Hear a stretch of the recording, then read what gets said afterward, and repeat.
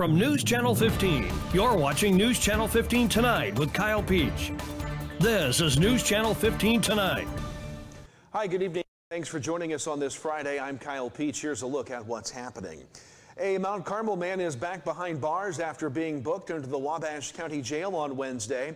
According to online records, 32-year-old Travis A. Dasher was arrested by Mount Carmel police and charged with aggravated intimidation of a peace officer and harassment through electronic communications threatening injury. Dasher was charged back in February with harassment by telephone and was out on pretrial release in that case. He has now since been denied pretrial release and is in custody in the Wabash County Jail. A vehicle chase in southern Lawrence County on Wednesday resulted in the arrest of a Knox County man on multiple charges. St. Francisville police, according to WAKO, arrested 56-year-old David Skipper of Vincennes. He's charged with DUI of alcohol, driving while revoked, and fleeing and eluding police. He was taken to the Lawrence County Jail and later released on a notice to appear. The Lawrence County Sheriff's Department arrested a wanted Indiana woman on Wednesday. 32-year-old Whitney Yarber of Oaktown was wanted on a Lawrence County warrant and taken to the jail. Carmi police arrested 43-year-old Randall Flowers Wednesday on a White County failure to appear warrant on a 2025 charge of obstructing justice. WRUL reporting he was taken to the White County Jail. 39-year-old Justin Ashworth of Olney was arrested in Washington, Indiana Wednesday after a vehicle was reported stolen from a gas station there. An officer caught up to the vehicle, pulled it over, and arrested Ashworth without incident. He faces the charge of auto theft. Back on the 10th, the Clay County Sheriff's Office responded to the 3000 block of Ironwood Road in Xenia to the report of a structure fire, reportedly with someone still inside the residence. The fire was put out when officers arrived, and it was determined that no one was actually in the home. Evidence suggested the fire was intentionally set, and ultimately 56-year-old Jeffrey D. Allen of Xenia was arrested for residential arson and was taken to the Clay County Jail. In Wayne County Court Thursday, WFIW reports 24-year-old Reese Irwin of Johnsonville pled guilty to criminal trespass to land and was given 12 months court supervision and ordered to have no contact with the victim. 21-year-old Jacob Lewis of Flora admitted to violating probation in a meth possession case and was given a new 2-year term of probation. 54-year-old Carrie White of Fairfield pled guilty to possession of drug paraphernalia and was given a year of court supervision.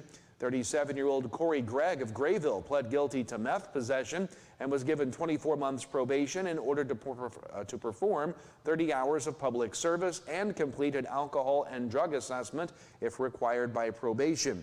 35-year-old Colton Digman of St. Robert, Missouri pled guilty in Wayne County to possession of drug paraphernalia and was given a year of conditional discharge. And 64-year-old Vicki Davis of Sisney pled guilty to having a dog running a large and was given a year of court supervision. Progress continues toward the creation of a Veterans Assistance Commission in Lawrence County to assist area veterans with their needs and benefit claims.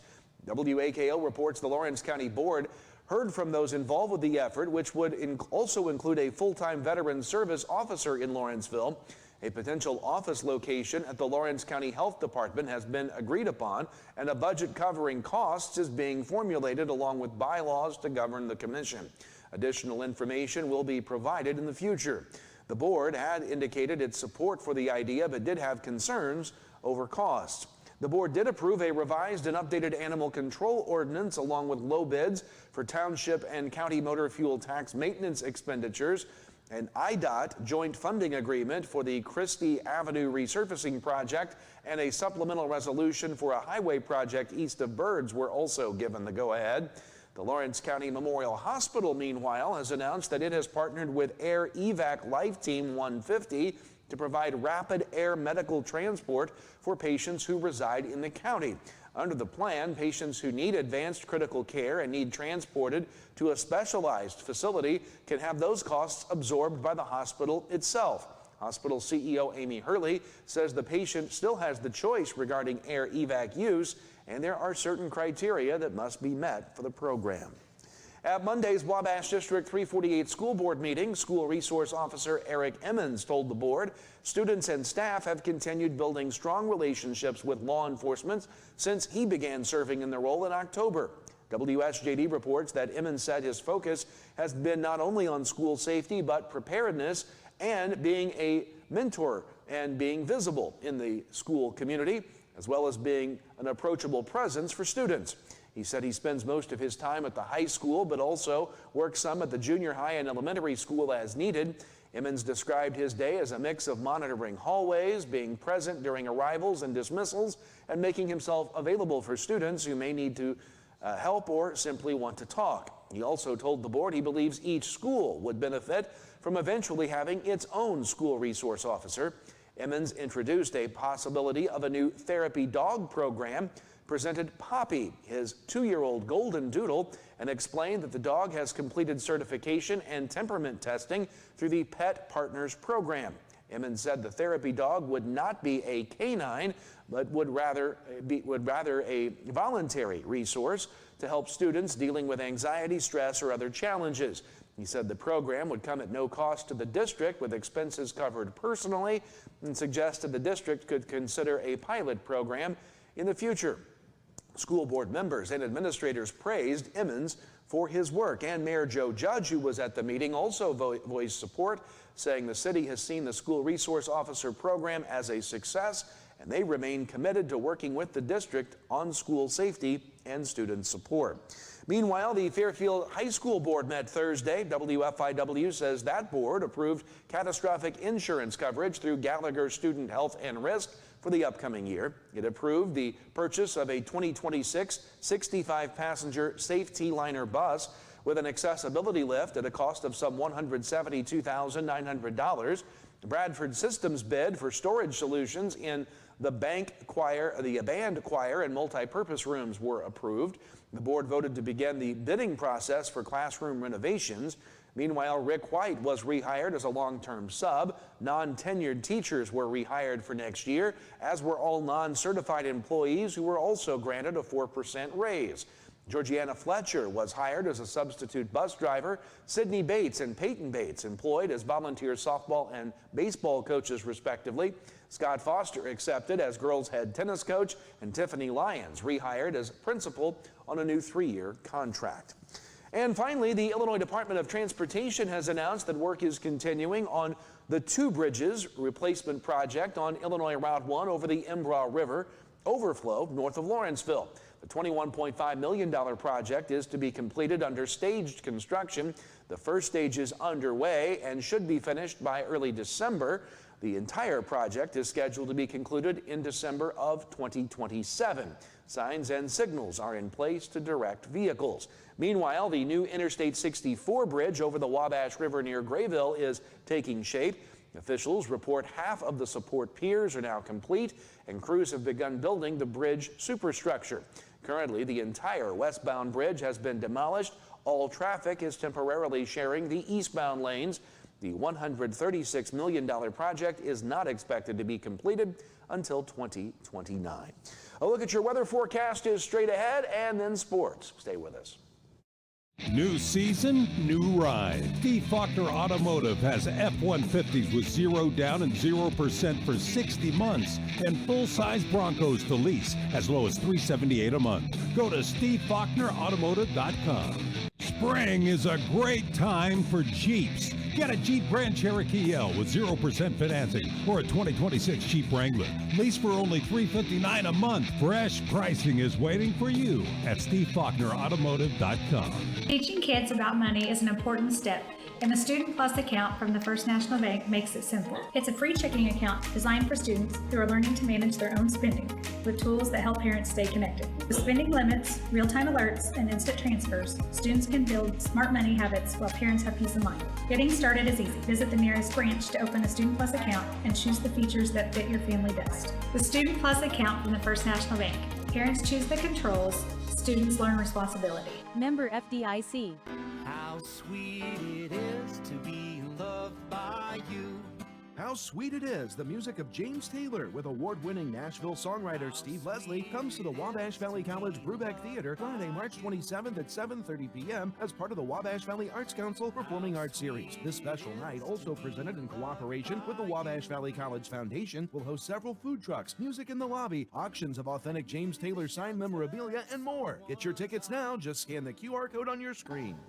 Welcome back. Time to talk weather to get you set for the weekend. A gorgeous day today across the area. Warm temperatures, all clear out there. We'll see a storm chance come later on in the weekend, though, it appears. More on that in a moment. It will be a warm weekend. 79 degrees our high today. 54 was our low this morning. Putting maps in motion, you'll see again a few passing clouds overnight tonight. It will clear out and give us a mostly sunny Saturday across the region. Temperature is going to be very similar to today in the upper 70s. We'll stay clear until Sunday night. That's when a cold front will approach the region. Forecasters kind of indecisive right now on just what type of situation that creates for us. But here comes that front. Sunday night, this showing about 6 o'clock local time here. And the National Weather Service, at least through the Storm Prediction Center, has put a slight risk over part of our area here, predominantly in Wabash, Edwards, Lawrence, and just the eastern sections of Richland County for Sunday night. But even the forecast from the National Weather Service office in both Lincoln and Paducah just mentioning rain. So we'll have to see how this fine-tunes itself as it moves into the area on Sunday. But keep an eye on Sunday night just in case. Overnight tonight, pleasant, partly cloudy skies, temperatures in the upper 40s to low 50s. On Saturday, sunshine, upper 70s. Enjoy the day across the area. Overnight, Saturday night into Sunday morning, clear skies, highs will be, or the lows rather, will be in the mid to upper 50s. And then through the day on Sunday looks great. Sunshine, high temperatures near record highs in the low to mid 80s. Thunderstorm chances possible, maybe just rain at this point, still a little early to tell. On Sunday night, the low will go all the way down to 40, a 44-degree temperature change on Sunday. Monday, cooler 56, then we warm back up into the 60s by Wednesday with another chance of storms on Thursday and rain next Friday. That's your forecast. We'll talk sports next. Are you living with chronic conditions or finding it hard to manage your health at home? If you're 18 or older, have a primary care provider through Wabash General Hospital, and live in Wabash, Edwards, White, or Lawrence County, our community paramedics can help. Get support in the comfort of your home, including follow-up care, home safety and medication education, vital sign checks, disease management support, and resource connections. Our certified paramedics will work with your doctor to provide non-emergent care to keep you healthy at home. Ask your WGH primary care provider for a referral to community paramedicine. You need to be mindful that when you're out, maybe doing a little tree pruning or shaping, or kids climbing in the tree, building tree houses, whatever, look up, make sure there's no power lines in or near the area. And even after the storm or after a wind event or something like that, where a limb may be falling down or hanging in the tree, make sure to look and there's no utility lines near that. And if there is, call us. We'll come take care of it. We'll get that down. We'll get things cleared up.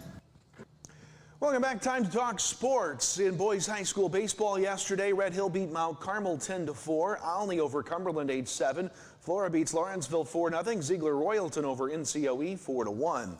High school softball, Mount Carmel beats Hamilton County 13-0. Fairfield over Pope County 7-0. Lawrenceville beats Grayville 5-1. Newton over Vandalia 15-0. North Clay beats Wayne City 6-5. Salem over Benton 8-7. And Windsor-Stewstrass beat Flora 5-3. Boys tennis yesterday, Flora blanks Mount Carmel 9-0. Centralia shuts out Fairfield 9-0. And Newton beat Robinson 6-3. Girls soccer yesterday, Mount Vernon beats Olney 2-0. And Staunton beats Salem 2-0. College softball, Wabash Valley swept Southeastern Illinois yesterday, winning 11-3 and 8-1. Replays of those tonight for you here. Olney Central split with Kaskaskia, losing 4-1, winning 8-3. Frontier sweeps Southwestern Illinois, winning 6-4 and 4-2. And in college baseball, Frontier beat Southeastern yesterday, 18-3. That's going to do it for us tonight. Have a good weekend. See you on Monday. Have a great night.